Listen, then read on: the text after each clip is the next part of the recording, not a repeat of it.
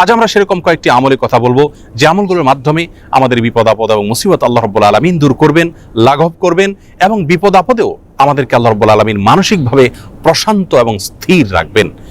আর সেই আমলগুলোর মধ্যে থেকে সর্বপ্রথম এবং প্রধান যে আমলটির কথা বলবো তা হলো যিকরুল্লাহ বা আল্লাহর জিকির। আল্লাহর জিকির এর চাইতে কার্যকর কোনো ঔষধ আর নেই ডিপ্রেশন দূর করবার জন্য। কোরআনে কারীমে আল্লাহ তাআলা বলেছেন, আলা বিযিকরিল্লাহি তাতমাইন্নুল কুলুব। আল্লাহ তাআলার জিকির এর মাধ্যমে মানুষের অন্তরসমূহ প্রশান্ত হয়ে থাকে। অতএব আল্লাহ তাআলার স্মরণ অন্তরে রাখা, মুখে আল্লাহ তাআলার কথা বলা, আল্লাহর সঙ্গে একান্তে কথা বলা, এর মাধ্যমে ডিপ্রেশন দূর করা যায় সবচেয়ে সহজে। আল্লাহর জিকির বা যিকরুল্লাহর একটা বিশেষ পদ্ধতি হলো কোরআনে কারীমের তিলাওয়াত।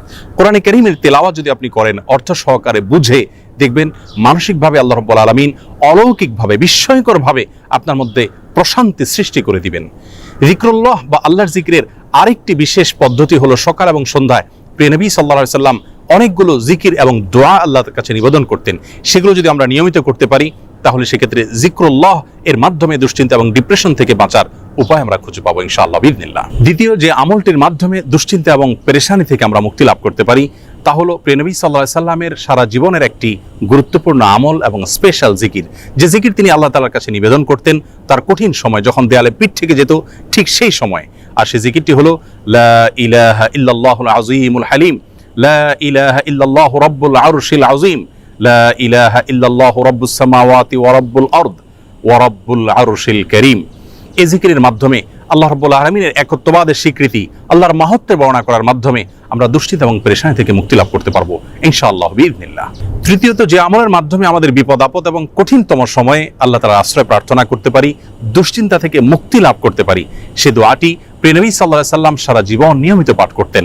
আনাস রাদিয়াল্লাহু তাআলা আনহু তার 10 বছরের সেবক ছিলেন। তিনি বলেছেন, আমি নবী আলাইহিস সালামকে দেখেছি এই দোয়া সবসময় তিনি পাঠ করতেন এবং আল্লাহ তাআলার কাছে দুশ্চিন্তা এবং পেরেশানিতে আশ্রয় প্রার্থনা করতেন। আর সে দোয়াটি হলো আল্লাহুম্মা ইন্নী আউযু বিকা মিনাল হাম্মি ওয়াল হাযান ওয়াল আজজি ওয়াল কাসাল ওয়াল বুখলি ওয়াল জুবন ওয়া যালা'আদ দাইনি ওয়া গালাবাতির রিজাল।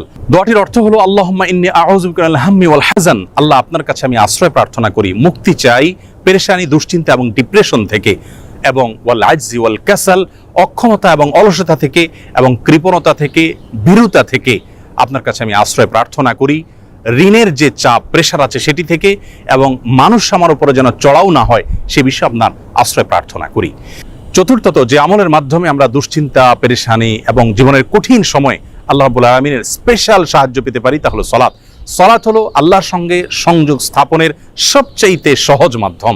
প্রিয় নবী সাল্লাল্লাহু আলাইহি সাল্লাম বলেছেন, সহিহ মুসলিমে বর্ণিত হয়েছে, আকরাবু মা ইয়াকুনুল আবদু মির রাব্বিহি ওয়া হুয়া সাজিদ, বান্দা যখন সিজদায় চলে যায় তখন আল্লাহর সবচেয়ে নিকটতম অবস্থানে সে চলে যায়, আল্লাহর সবচেয়ে কাছাকাছি যেতে পারে।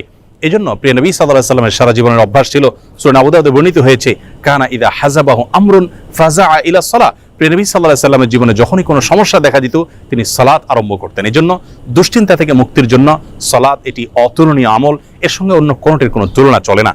আমরা যখনই কোনো বিপদ দেখা দিবে, কোনো পেরেশানিতে আমরা ভেঙে পড়ার উপক্রম হব, তখনই সাথে সাথে ওযু করে আমরা যদি নিষিদ্ধ সময় না হয় 2 রাকাত সালাতে দাঁড়িয়ে যাব, দীর্ঘ কেরাতে, দীর্ঘ রুকুতে, দীর্ঘ সেজদায় ধীর স্থিরতার সাথে 2 রাকাত সালাত আদায় করে আল্লাহর কাছে হাত তুলে আমরা চোখের পানি ফেলে দিব।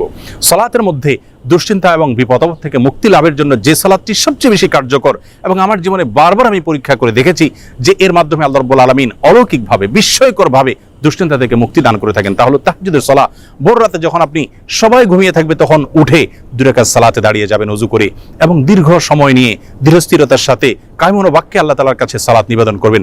সালাতের পরে যখন 2 হাত তুলে আপনি প্রার্থনা করবেন, ঝরঝর করে চোখের পানি আপনার চলে আসবে, আল্লাহর সঙ্গে একান্তে কথা বলবেন, আপনি নির্ভর ফিল করবেন, দুশ্চিন্তা থেকে মুক্তি লাভ করবেন ইনশাআল্লাহ বিইذনিল্লাহ। অতএব দুশ্চিন্তা থেকে মুক্তি লাভের জন্য এই সালাতের আমলটিকে সবচেয়ে বেশি গুরুত্বের সাথে আমাদের করার চেষ্টা করতে হবে। 5 নম্বর যে আমলটির মাধ্যমে আমরা বিপদ আপদ এবং কঠিন সময় আল্লাহ তাআলা আশ্রয় প্রার্থনা করতে পারি তা হলো ইস্তেগফার। ইস্তেগফার এমন একটি বিষয় যে কোনো বর্ণনায় বর্ণিত হয়েছে, নবী আলাইহিস সালাম বলেছেন, মান লাজিমাল ইস্তেগফার, যে ব্যক্তি ইস্তেগফারকে নিজের জন্য অবধারিত করে নেয়, অপরিহার্য করে নেয়, নিয়মিত ইস্তেগফার করতেই থাকে, আল্লাহ রাব্বুল আলামিন তার সমস্ত পেরেশানি থেকে মুক্তির পথ তার জন্য সহজ করে দেন এবং বের করে দেন।